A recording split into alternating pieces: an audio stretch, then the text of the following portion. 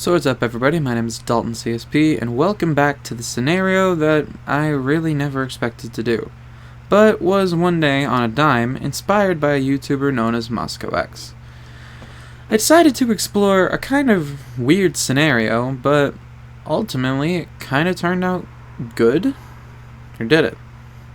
Of course we're talking about a scenario that was once posed by many fan arters on the internet, and honestly, I wanted to make it my own. So welcome to part 2.5 of What If Goku Turned Into a Kid in Super. Now, where we last left off in this scenario, Goten won the Universe 6 tournament by sheer luck of Hit not going full power on a small child. We were just about to go on to the Copy Vegeta saga, and honestly I don't think it would happen. Why? Because Goku never met Monica, so no cause to meet Patofu. And if you think that they would still meet Patofu without Monica being involved, then you've got 4 Super Saiyan gods. They would easily be able to wipe him out before Copy Vegeta even happened. But anyway, with all of that said, we can finally move on to the Goku Black arc. Or do we? I wanted to do something interesting for this scenario. First, however, a liberty must be taken. In the anime, fusion is a very messy subject. With Potara fusion, you can last in the form for an hour before diffusing, unless you exert a lot of power. With Metamoran fusion, or just regular fusion, it depends entirely on power. That is, it did rely entirely on power. In the anime, Metamoran fusions would last shorter amount of time the higher the power that they exerted. However, in a game, Dragon Ball Xenoverse 2 to be exact, you can have Gotenks as a mentor. Why do I bring this up? Because in Xenoverse 2, Gotenks asked the Supreme Kai of Time to make it so that fusion lasts however long he wants it to. I want to take this liberty with both forms of fusion, Potara and Metamoran. Now, don't worry, this isn't going to branch like the original story a lot, and in fact, kind of gets us into the swing of getting into our story today. I think that Trunks would be a little annoyed always having a limited fusion time and ask Whis if there's any way to make it last longer. Goten and Goku would also be interested in this possibility. Vegeta says nothing, but is also kind of curious. Like his son, he is annoyed by the limited state of fusion. Whis says that there exists a being, either in the far future or in a different timeline, that might be able to do it. Whis takes the 4 of them to the Supreme Kai of Time, and Goten and Trunks ask her to fix fusion for all of them. The Kai, named Cronoa by the way, asks why they need fusion to be changed in such a way. Goten and Trunks then explain to Cronoa that fusion breaking has endangered the Earth and the universe several times. Cronoa looks at the scrolls of time and nods.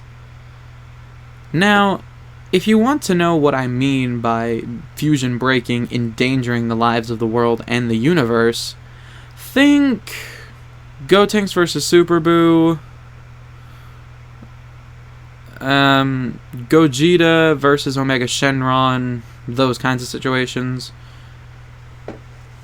where fusion breaking just kind of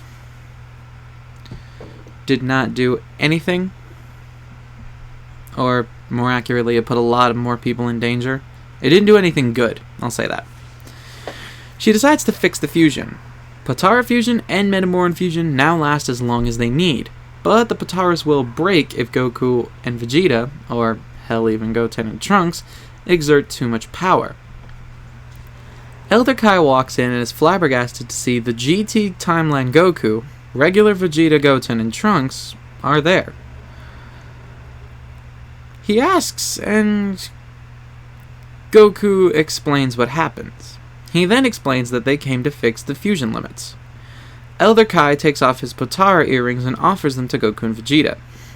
They decline, Goku showing that they have a version from their Elder Kai. Goten asks if he and Trunks can have some Potara as well, because they've never tried Potara fusion before and he wants to see what it's like. Klonoa smiles sweetly, and then gives little Goten the Potara from her ears. Whis is about to whisk them off, but then Xenotrunks, the future Trunks from this game, bursts in, exclaiming that they're needed. Whis looks confused, but Goku elects to stay and see what's up. Whis leaves the 4 godly Saiyans to their own devices, as Xenotrunks explains the situation. Kid Trunks is surprised to see his future self, but he knows that something needs to be done. Xenotrunks explains that someone who isn't the androids destroyed the future that future Trunks fought so hard to create. Kid Trunks comments that this is a little bit convoluted, what with there being now 3 versions of Trunks that we have to deal with. And I agree with him, but still. They're about to go to the future, but suddenly, a portal appears and they're sucked onto their version of Earth in the present day. As they try to get up and get their bearings, a man floats in the sky.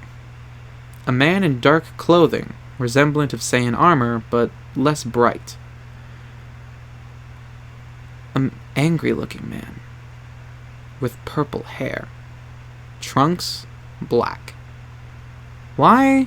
Well, you're gonna have to wait till part 3 proper for that. Why did I make a 2.5, you ask? Well, I don't quite have the script for part 3 yet, and I needed a large chunk of video to explain what I was doing with fusion. Why did I reveal Trunks black here? Consider it me whetting your appetites. I hope you guys enjoyed this series. Remember to like if you enjoyed it, comment your thoughts and suggestions, and subscribe if you're new. Thanks, and from the CSP, I am signing off.